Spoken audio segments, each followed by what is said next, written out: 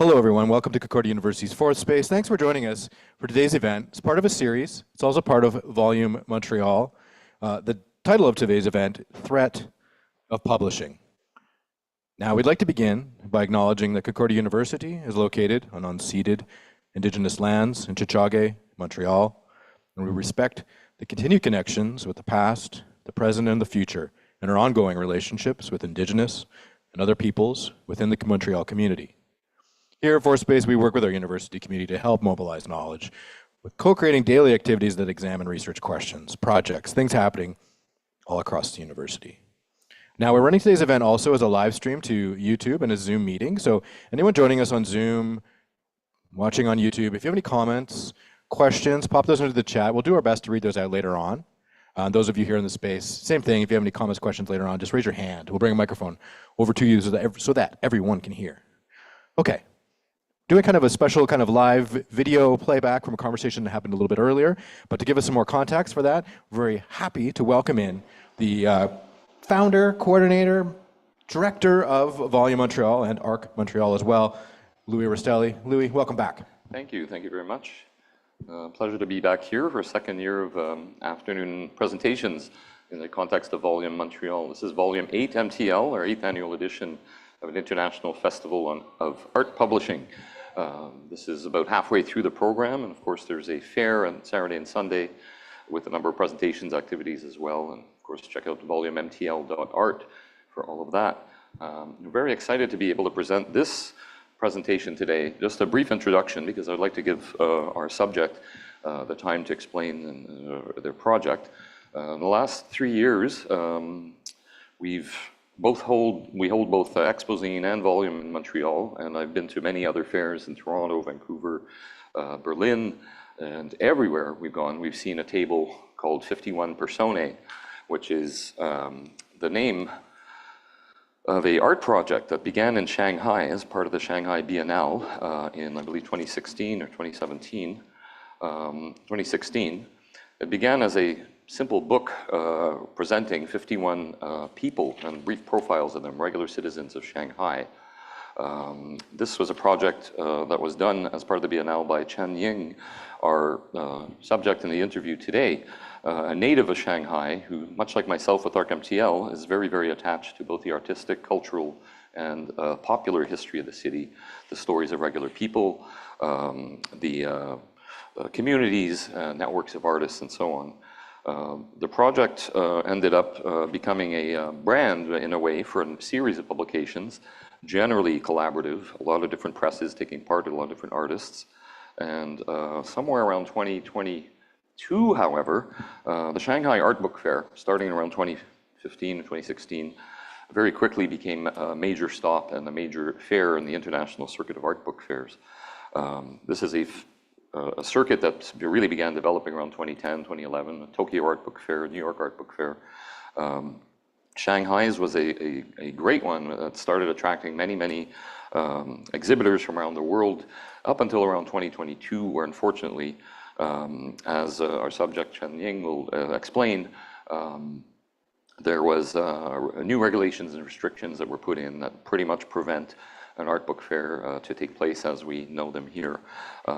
Foreign publishers are no longer able to just send books over and have them table there and so on.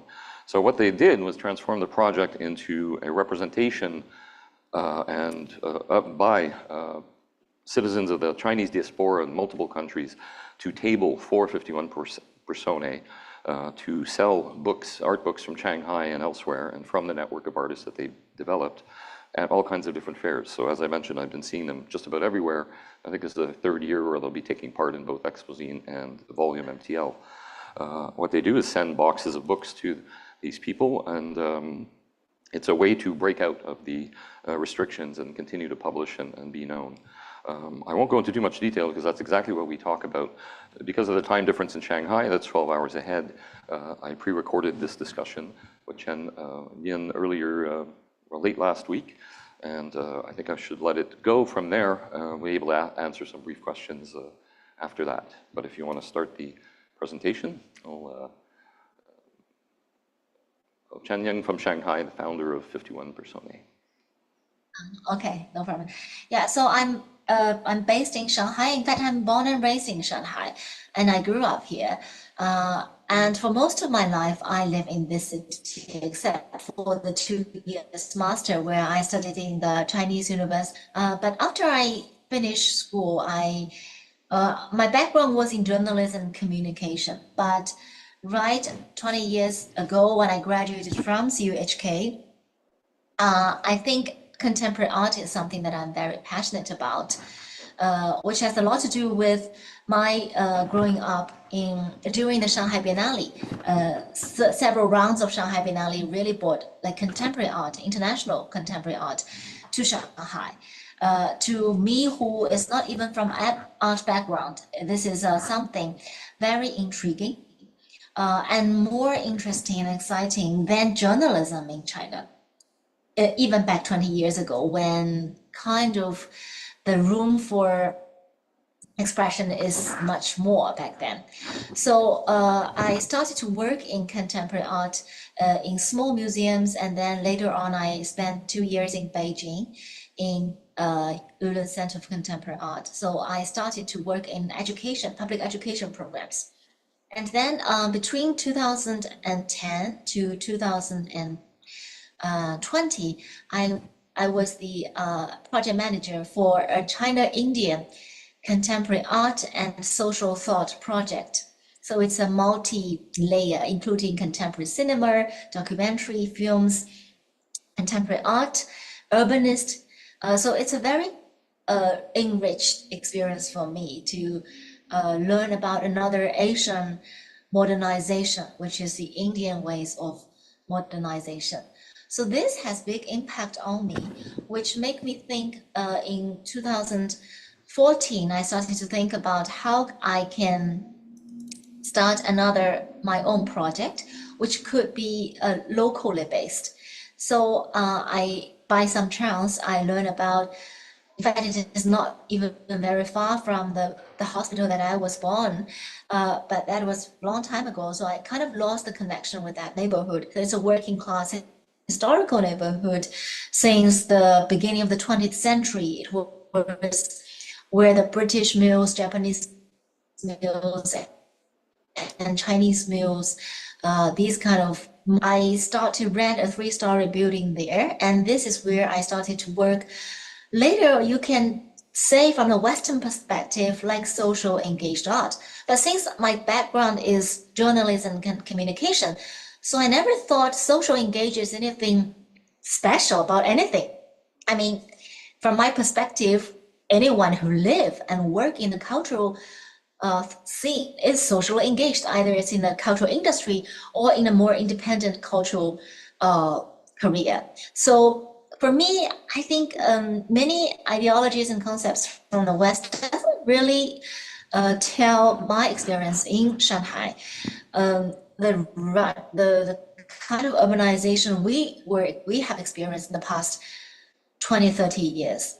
So after that project, I call it Dinghaiqiao Mutual Aid Society, I had this chance to join the 11th Shanghai Biennale, where 51 Personae started, because that was in 2016, yes.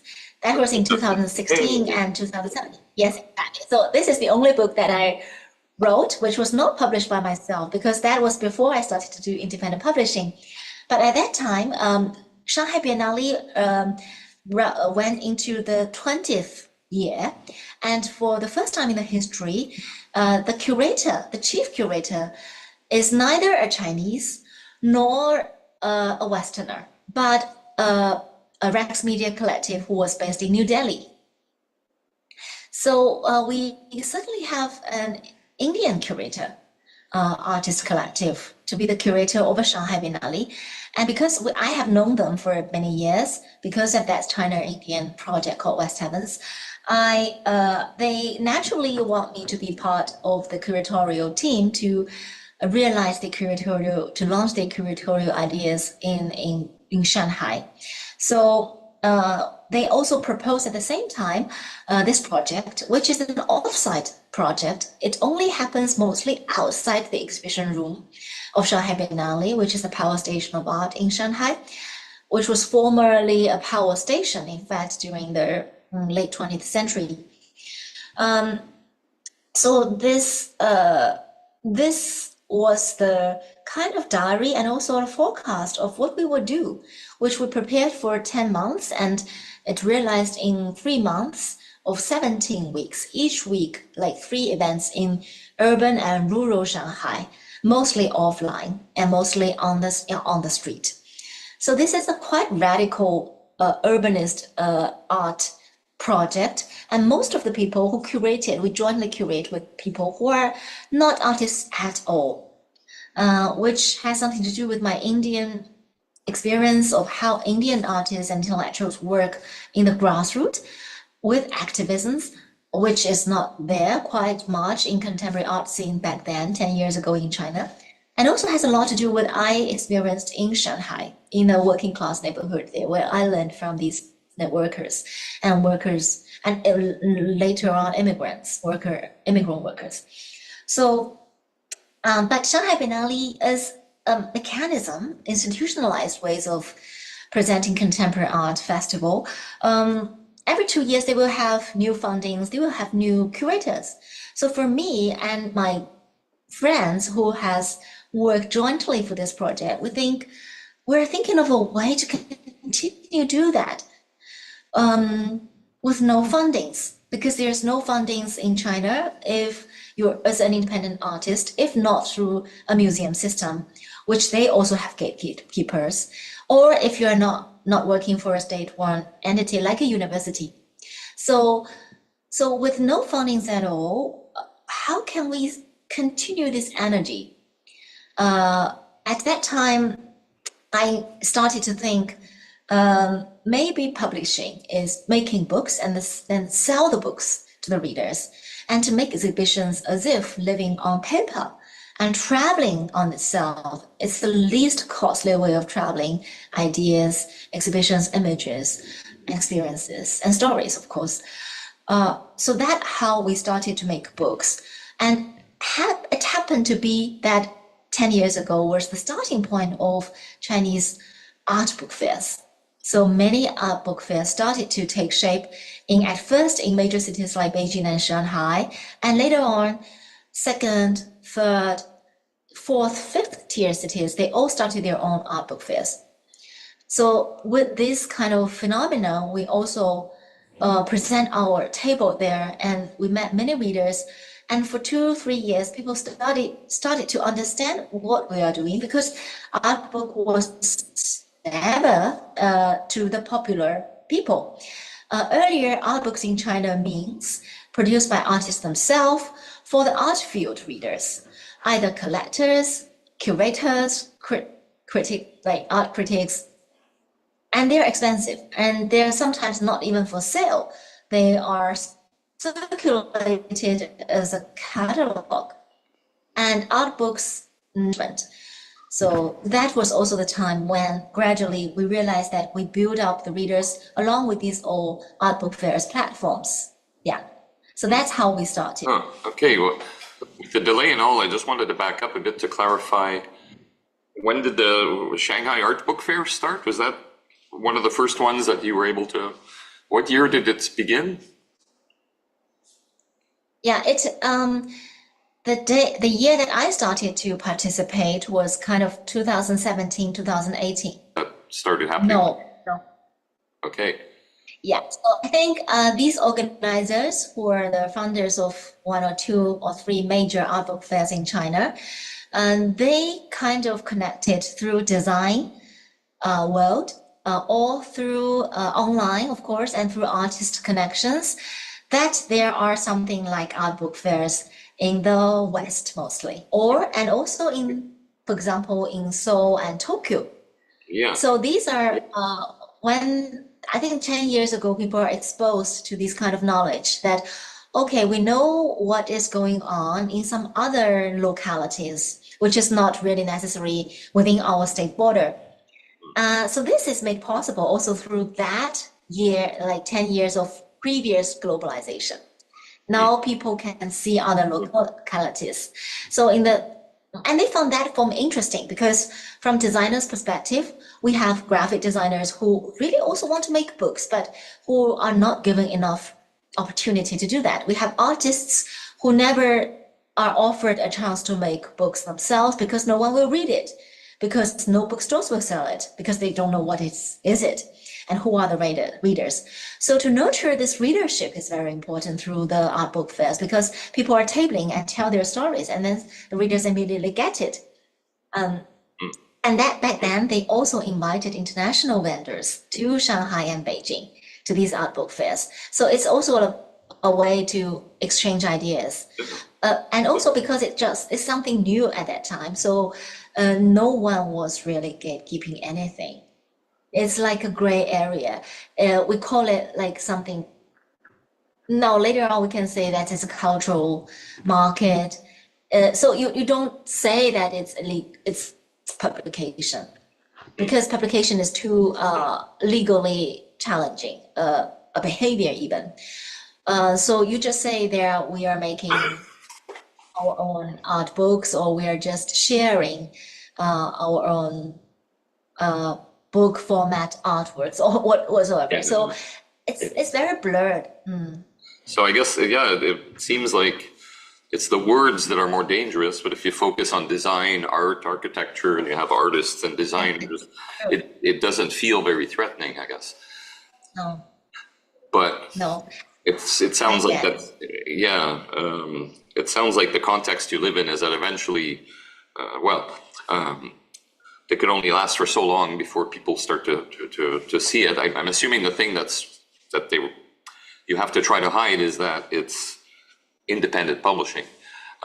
Yeah, true.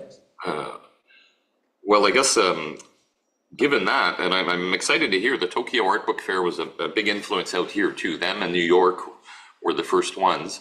I remember not long after they started in Tokyo, we were trying to organize people from Montreal to go there. It really was about 11 years ago that the context really started to evolve, and at this point, everybody can go all the way around the world. I'm curious that you mentioned that there was a previous 10 years of globalization that made it possible for people like you to consider going to other fairs and so on. I'm assuming that was the relative arrival of social media and the opening of the internet so that you can actually go and go online. Was this part of it started perhaps around the time of the Beijing Olympics or afterwards? Yeah, I think Beijing, because I was in Beijing during the Beijing Olympics, I was working there. So I witnessed a kind of phenomenon that the Chinese contemporary art scene has also transformed itself drastically from a more locally based kind of community-based practice to a more international scene, either actively or passively. Beijing Olympics has really make China part of another culturally, internationally, like at least at that time, people outside China are still interested. I think this is kind of like a peak of a certain interest in China of the general public. Of course, Western people have always been interested in China in the past hundreds of years, but not like general public. General public, they know Chinese tea and porcelains, and that's it. Not like what this country is about or what the people are there about. So I think Beijing Olympic, and then later on, 2 years later, the Shanghai World Expo. I was in Shanghai also. So it's also like a repetition of Beijing Olympic. So I see this after 2 years, the same scenario repeated itself in Shanghai, released a lot of land from industrial for real estate. Urbanly speaking, then a lot of cultural space are asked to boom. So it's almost like a need for culture to be injected into these newly released former industrial lands and spaces. So it is in these kind of opportunities and globalization and also local real estate transformation, land acquisition, of course, and all these are together. So this tension is very huge, but also People care more at that time. I mean, before at least 2018, still, at least before 2015, people still care more about being known rather than internally struggling. I mean, at least the mentality at that time is that, oh, there are a lot of money who are interested in Chinese art. Of course, there are drawbacks, there are downsides of this kind of mindset as well, because it's also a passively formed kind of reaction to this global attention. But still, people are more looking outwardly. So there's no boundary as if still. So people talk frankly, and the common ground is there, you feel. And people are kind of moving towards something more openly to be discussed and to be more seriously thought. It's like that. But I think then a very interesting shift happens also during the pandemic, when this internationalization has to be stopped. You can't even travel. So who are you talking to? So now I can talk to you online. It's because of the pandemic experience. This has made online communication much real than previously, when people are flying all the time before the pandemic in the art world in China. It's like also crazy. Then it's stopped. Then you started to think what on earth we ourselves can do without people coming in real sense. I think the very interesting phenomenon at that time is that the art book fairs in China prospered right after the pandemic started. So in 2020, when no international vendors can come, suddenly many artists, designers start to work on their own books. Because they are also, suddenly they have even more time. Because earlier the economy was good and they're all kind of making commercial cases. And suddenly during the pandemic, no foreigners come, but people are still want to enjoy creativity. They want to see more works. So I think this atmosphere was there, that more people are there to express through making books, designers, artists. And I remember in 2021, never, ever, I think later on, any Western book fairs could look like Chinese book fair, to the extent that it's like in the printed matter last weekend. But printed matter's interior is small. So at that time, so first people wait online, and the tickets are expensive. But people are waiting very long, like for 1 hour to enter a hall for art book fair. And people crazily want to purchase art book fairs and to support the creators, the artists, to the extent that you cannot pay online because the mobile signals is too bad, because people are all using mobile signals at the same time in a limited space. So you just cannot pay.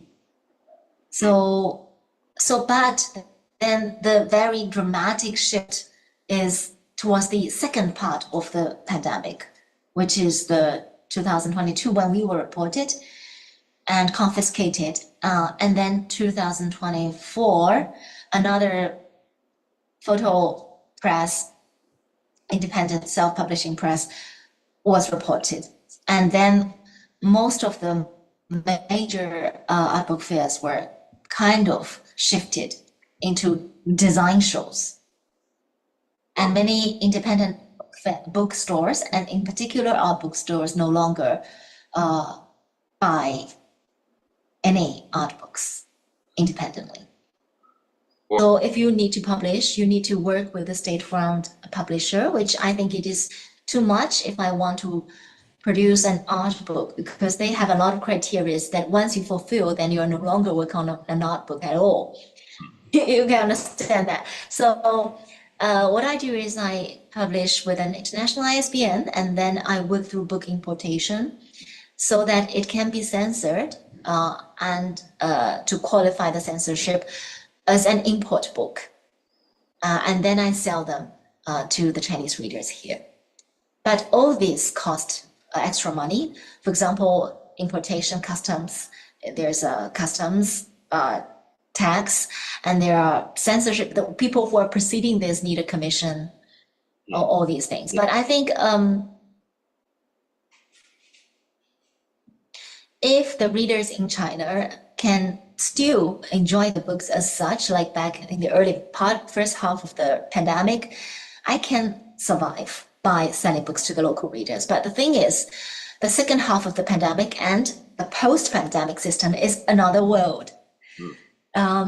It internationally another world also, and domestically, the economic goes down. And because earlier, when 10 years ago, they see it is a gray area of cultural market. We call it like creative market. Art book is not that about publishing. It's not like you don't judge it by its illegalness as a like Chinese ISB or not. You just see if the content wise is still okay, then you let it go for once in a while. So that is gone. So now this means that in daily life, people don't have these platforms to really encounter us face to face through art book fairs. There's no longer real art book fairs anymore. There are a lot of criteria for you to fulfill to have an art book fair, and many art book fairs no longer 80% of them are no longer books, or they just call them design festival. Yeah, so we are losing new readers and old readers because you are no longer visible as a practitioner, as a kind of practice. It's too much. Too much. I don't want to use the word pressed as if it's. But you are not allowed to be active anymore. So you can still be there, but my strategy is also that I don't want to be reported again. So for whatever reason, so I don't really even promote myself. I mean the project, not myself, of course. I don't promote even the books that much, because if you promote that much, then people will be curious, and some people already through like past 1 or 2 years, they already kind of have some ideas about the lore, so they might report you. And the trust between me as a curator or as a creator, the authors, and a reader, because they are now faceless also, because there's no fairs, so they are faceless. The kind of trust is losing. They can report you without knowing you.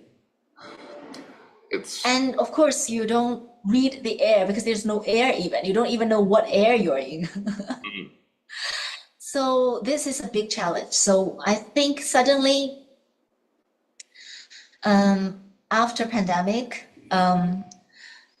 because also people have becoming more and more difficult to, economic situation is getting worse. So people don't have that money to support you also, because art books cannot be as cheap as like any other commercial books because of the scale, because of the production and the kind of strategy that you want to make a book. It's not, you call them books, but they are not the same thing.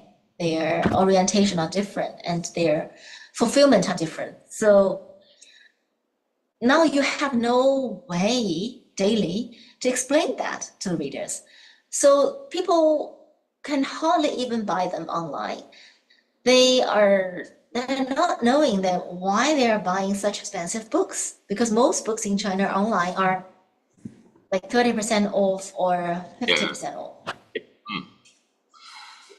You mentioned it. I'm very sad, and I don't know, it seems even in that context, there should be some regret, especially among universities or artists and designers, architects, that these opportunities for exchange, for opening to the world, have just sort of disappeared.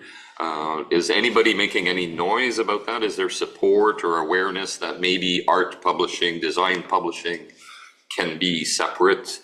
Is there any sort of sense that this is a step backwards? I think you are raising a very good question.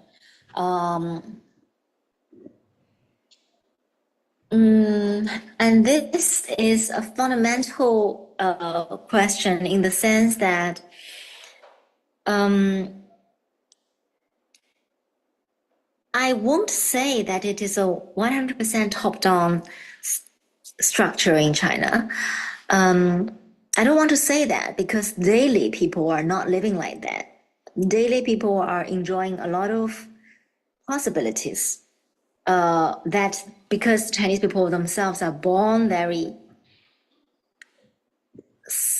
creative in dealing with difficult situations in any aspects of life. But why this cannot be proposed? Because first of all, even though we have experienced art book fairs as a phenomenon, as quite a like no other exhibitions ever in China has such many people come and buy tickets as like in art book fairs back then. So for us, this is phenomenon compared with any exhibitions that no one is really, ordinary people are feeling very much less relevant. So this is the daily art scene. Exhibitions with not daily passionate people, but art book fairs in comparison is phenomenal. But if you put this into the whole cultural scene of China, cultural industry, creative industry, film industry, everything,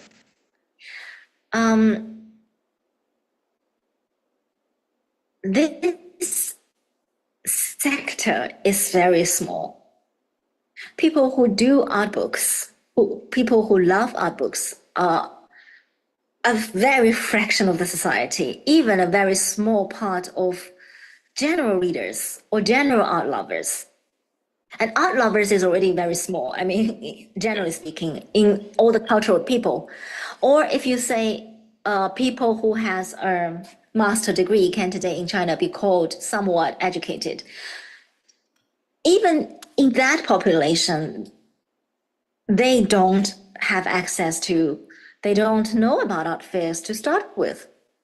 So it's a very small sector that no one, and it's very fragile. That's where we're lucky. This makes me appreciate, even though it's very not a perfect system in the West and in Canada and the US, but the fact that we have in the law a charter of individual rights and freedom, we are able to say, hey, they're able to do their business, they're able to do whatever they want, they're able to work with the system. We are not able to express our own right to do business, to publish what we want, etc. But over there, you just don't have a charter of rights or a law that says individuals have equal rights. Because when you say that, you can't do anything to contest that. If you did have that, like they did at one point, they had that in Hong Kong, and they were able to say, we have the right to do this, but unfortunately, that's incredible. That's a very different context from us. In our case, it's more systemic. We have these rights, but they're, in theory, in the West, it's the people who can afford a good lawyer, who have a lot of time, they have a lot of budget, they can go and spend 2 years in court. That's not everybody. So in some ways, we have these rights on paper. In theory, we're not always able to practice them, but at least they're there. What's incredible hearing what you say is that there's not even that basic level of saying, how come I'm not able to do what the big people who can afford to go through registration and the system can do? And I guess that's where we get to the point where you can explain where you adapted and are doing this project where you're now, I guess, adapting to this. It almost sounds like you're almost having to give up on the local audience, the local booksellers, and just look at outside of China. Is that where things have evolved in the last 2 years because of all this? I think one thing that I continue to produce works from China is because considering also what you have said just now, which is kind of like a comparative way of understanding the two different levels of license or written freedom in the different contexts of where you are in and where I'm in. In fact, in the abstract level or the constitutional level, we also have that freedom. But of course, in the bureaucratic level, which is through this bureaucracy that things are happening. And when this system is such that at some point the bureaucracy has to care more about what his leader in the bureaucracy thinks of him rather than the people who he take care of thinks about him, then something not very pleasant might happen, which is that the kind of thing that we can do, in fact, in real practice, will become as if less. So I think practice is a very important word in the sense that if you do not practice, in artistic level of ways of speaking, I'm not speaking from other domain. To me, as because 51 Personae is an art project to start with. So what interests me is how practice fulfilled something that will not be there in real if you don't do this kind of practice. So practice that can really enlarge your understanding of the possibility in real. That by imagination and abstract level of creation that you cannot fulfill. So making book, meaning and distribution, is a kind of very concrete action or concrete practice because you're dealing with material. And this material is not even difficult to make and not even difficult to travel in all its way. So it is a very uneasy material. But why you still think as a medium, it can help you to test the reality and to enlarge your practice into the reality and leave more imprints in reality of the possibilities that can be positive to other people who are also thinking about art practice in this same way. Either they are doing performance art or photography or video art. I think bookmaking for me is a very important means of practice. It is exactly in the sense that it's very really difficult. For example, domestically, it is difficult, but once you want to travel your books abroad, first of all, it becomes expensive. But now I think when I'm doing these international book fairs, I'm traveling these books to these book fairs, and most of my time, 80% of my time, was spent online talking to my volunteers who are representing our table, who are mostly, some of them are readers of our publications when they were back in China 2-3 years ago. Some of them are, they have no idea what I was doing, but they're kind of curious. And they're from different spectrums of life and ideology, I think. So this communication effort occupies my 80% of my time. So I was literally just talking and talking, and also try to make them know what I'm doing, and to respond to the question of what I am doing. It doesn't even look like doing an art book publishing like other person. Like most of the other vendors in other book fairs outside China, I always tell my volunteers that you should make sure I try my best to find two people on the table so that one of them can go to visit other tables, because only after you go visit other tables, you will know what our table is about in this context. And then they will give me feedbacks from their own individual's point of view, who they met, what they say, and what they gain in this experience. And I also provide them with a chance to go beyond their daily life as an overseas Chinese student or just a local worker, Chinese immigrant, but to go to some alternative ways of engaging with another community and another type of local people who are mostly more open-minded to new knowledges and new encounters. So I hope this situation also echoes to back 10 years ago when I was doing this working class community art project, which is so locally based, I mean, Yeah, yeah. And so yeah, that's why. it's almost like a zine. We would call it more like a zine if somebody did a zine about the interesting characters in your neighborhood, you know. It's very, very local. And I feel a bit sad that given the context, you can't do something like this again, because making a book locally about local people, you can't get the permission, the thing. That's kind of sad. But as you explain the way it's working now, when you began, so when you mentioned 18 months, you were found guilty and you were not able to leave Shanghai for 18 months, was that it? Yeah. Not even to other So places that was in China? because because that's a probation. Okay.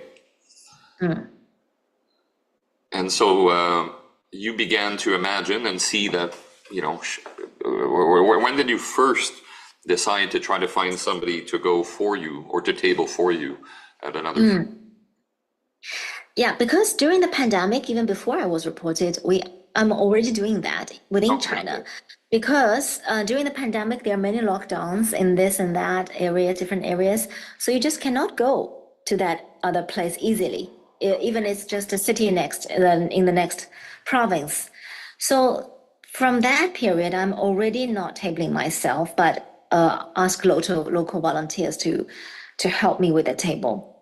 Okay. So that started even in China, yeah. And then I extended to the post-pandemic situation when many Chinese left China and many younger generations of Chinese, they really want to go abroad and learn.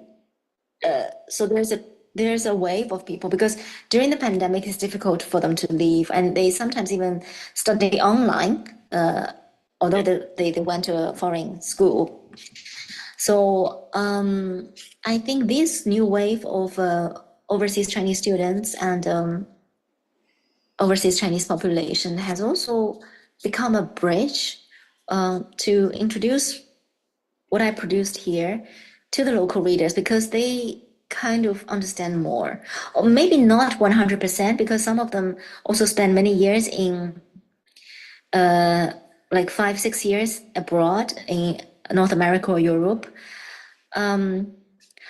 But why I mostly only use overseas Chinese as my tabler, because I think there's a chance for long distance communication, that they understand better what I'm talking about. And then they can transform that into their own language to their readers. But not necessarily that much what I told them as background. But I think I'm very happy that people who are living in like, for example, in Montreal, who are really daily living here, are representing our table. I feel that more rewarding, even if I come for the whole thing Yeah. in many ways. Well, it's very interesting because Montreal is a city with a lot of diasporas. We have another event where we're going to be talking with some people from the Haitian community and how they're trying to support the arts back in Haiti, because it's a very, very difficult context there. Canada is known as multicultural, and Montreal in particular has representatives of many, many, many international communities. At the same time, I'm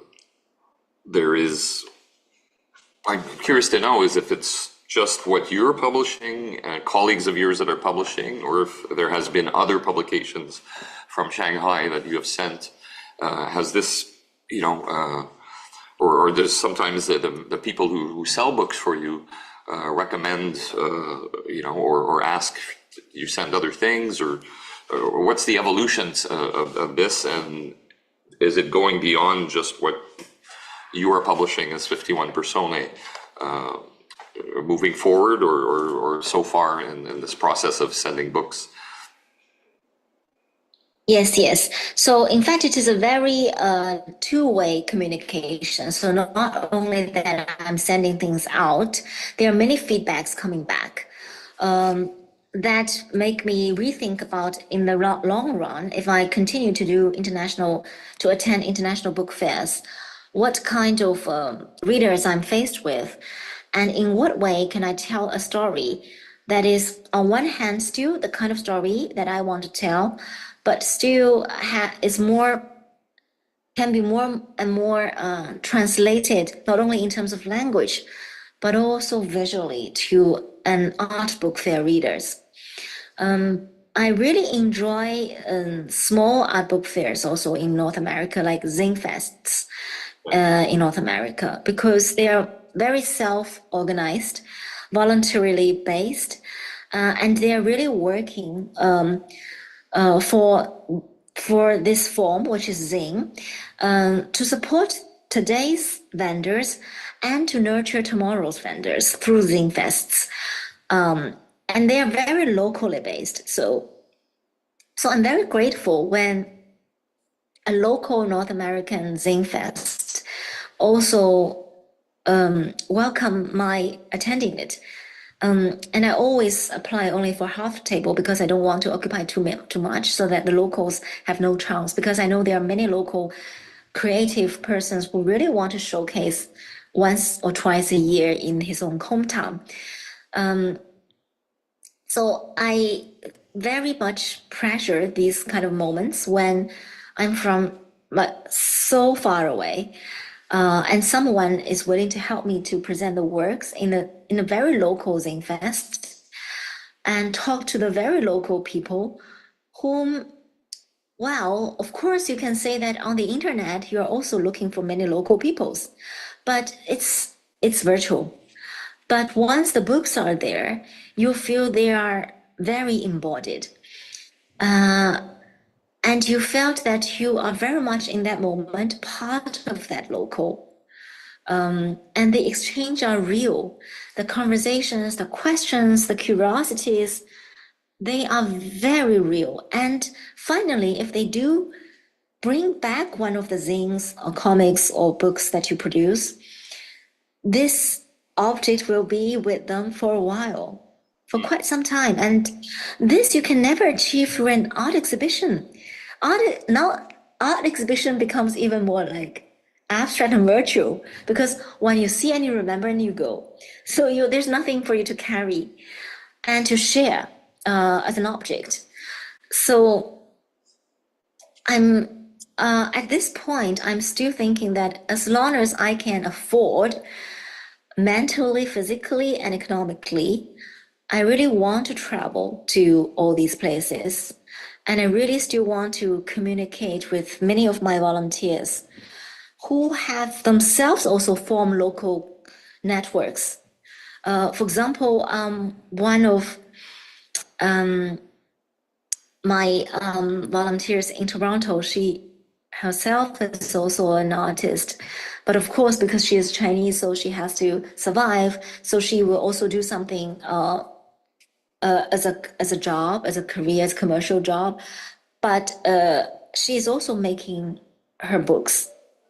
And in many cases, the volunteers that I work with will gradually either start to make their own books or zines, is in particular in North America, or they will start to discuss with me some potential topics that I can think about to work, or they will actively connect me to local scene where they are living, like a local library as a collection possibility, or other zine fests, like in neighboring areas. So they will keep an eye for me, and they say that you should attend more, and we are local, so we will follow up for you.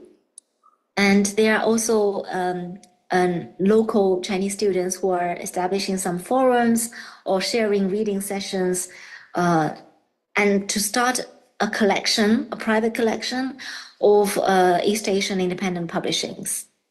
And they try to connect what they experience here with through these independent publishings from East Asia or from Asia. Although I am still not very sure, because I think overseas Chinese life is very different from life within China. They have their own very difficult problems, which is very different in shape and form. But this book thing has really made even our communication more possible, because the divide is such that you are totally in different situation, and Chinese overseas and Chinese who are not overseas in China, sometimes they will hardly understand each other, their positions. That's a very amazing network. It's a shame that you can't yourself go out, meet these people, but it makes sense. And I think at Exposine last year, the people that were volunteering for you did have some of their own material. So it helps everybody if they can sell a few Yes, things yes. at the same table. Yeah. Yeah. At the same time, I'm not sure if I understood whether it's still only your productions that you're sending, or is there any idea of sending other publications from Shanghai when you send these out? Is there any chance that this Yes. is turned into more of a platform for more than just yourself from China? Yes, but I think one difficulty is that till now, most of the previously art publishings, they are mostly in Chinese only. So this will really limit their exposure to an international reader. So this is one limit, and it is because they previously only think about Chinese readers in China, and this is one limit. And secondly, in the past 1 or 2 years, I think many people quit doing independent publishing anymore. So that is also a very difficult situation because they are not really producing that much. So the pool that you can select is also shrinking because you also want to showcase things that you think are of relevance to what you are doing as well, related to the same kind of concern, which is a very third world and Asian perspective. But then you need to have almost like a community here who have been thinking that way and communicating. But this community is kind of broken also. So the re-establish of that community also takes time. And we don't know if it will be re-established, but I'm developing many projects with artists who previously do independent publishing, but now because of many reasons, they cannot do that in the same way. And if you cannot even enjoy art creation, then how can the book come out, be enjoyable to read? So these are all series of things that it's not that I try to avoid as if I have to, I'm really interested. It's not even my interest. I'm interested in a more broader kind of understanding of artistic practice through book. through book format, because at least in China, and also I realized when I attended a lot of European, American, North American art book fairs, I think the potential of book is not fully discovered, even fully experienced. Maybe, and it has nothing to do with if you can. There's no one who censor you. It has nothing to do with that sometimes. Even without censorship at all, you are not really unveiling the most out of this book format, because only out of certain particular urgency, I think, that this potential will be unveiled. And this urgency meet with a lot of limits, the limits you have to go through in terms of the material, availability of paper, as you mentioned, and the availability of the kind of worker and the kind of level of worker that you expect. So there are many things that you cannot fully control, so you have to struggle. And you have to live with it. And I think that's also the beauty of making a book, because it's the kind of book that I make is offset. So it's not like your own craft. So you are struggling with yourself. It's a social process that a book format book is worked out. It is almost like architecture. You build a thing not by yourself, you build in a collaborative way. And you need trust building, and you need a lot of learning and teaching and reflections on your original design and your original idea. So I really enjoy two things of doing this art project. One is that the process of we developed this book with the author or the content provider and the designer. It's a very collaborative way, because it has to be, because you maybe the author at first, he or she doesn't know fully what she wants, but she has some very blurred idea. So it is through this process that finally an object is made. And finally, we realize that, we have changed a lot of what we earlier think about. And it takes time. It takes quite some time. We are not smart enough to make a final decision immediately. Throughout time, then we gradually understand more about what we are doing. So this is in the production level. And another interesting is in the distributing, which is the tabling, international affairs. Then these artists, these volunteers who help us and the readers who give feedbacks will really open up what we think we are doing. Again, we're not doing what we think we're doing, because the fundamental interpretation is not on our hand. It is very individual. You cannot imagine what they get from it and what they found in it, especially in a comic, in a picture book, or in a fictional or non-fictional book, because they are living with their own burden and knowledge, their own life experience and historical knowledge, to reinterpret your work actively. And what I like it is also because I think reading is a very active process. Because you don't have to. If you buy this book, you read it, of course you are actively doing it, right?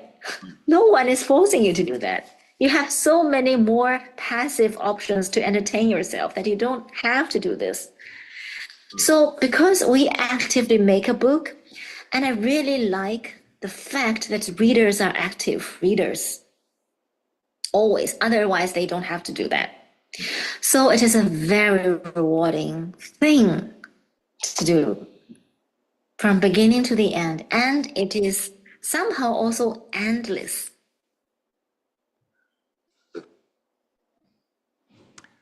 Thank you very much.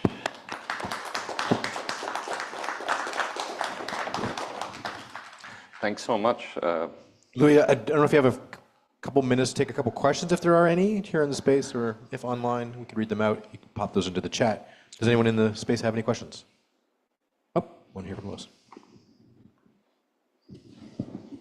That was incredibly interesting on so many levels. Can you hear me? Yeah, yeah. And I just wanted clarification, like I'm not sure I'm getting what she was saying, and maybe you had a better idea. Maybe I missed a few words, or maybe somebody in the audience heard it better. I loved her kind of thinking about practice, artistic practice, and she said it was something that the practice of making a book was concrete, but it taught you what you don't, or it helped you think through what you can't do. Did I get that right? So in her context, it's about, making something despite, finding ways to make it and distribute it despite the restrictions that she has to live with. But am I missing something, or was there something more philosophical? Well, that's definitely part of it. There's not much more longer and detailed story about what ended up happening around 2024. But in short, it appears to be that, when something gets so popular, the art book fairs are starting to get very, very, very packed. Eventually, attention is attracted. And unfortunately, things turned out the way that she mentioned, with the inability to have a free art book fair at this point. But I think that's just only one of the challenges that, almost from the beginning of her project, when it was for the Biennale, this is somebody who really likes to work with challenges and to learn during the process and work with many collaborators and learn from them. And again, it's amazing to hear about the importance of getting feedback, not just selling at other fairs. North Americans would say, hey, I'm making sales all over the world. It doesn't even mention that. It's about getting some of that feedback from the volunteers, seeing some of the other books that are at the fair and so on. So I don't know if that answers the question specifically, but. Any other questions? We did run a little long on that one, and if Harley is... We're going to be getting Harley set up. Take a couple minutes there, but thank you, Louis. That was really leave great. the books. These are all selections of very recent books that will be available in volume, 51 Personae. So I will leave them somewhere for people to peruse if they would like. So, Louis, thanks for bringing this conversation to us. Thank you. Thanks everyone for coming in. We're going to close up the live stream on this episode, but it remains available on our YouTube channel, so you should revisit and share it. And then we're going to get set up for the next one, so stick around. Those of you on Zoom, just stick around and we'll be back in a minute.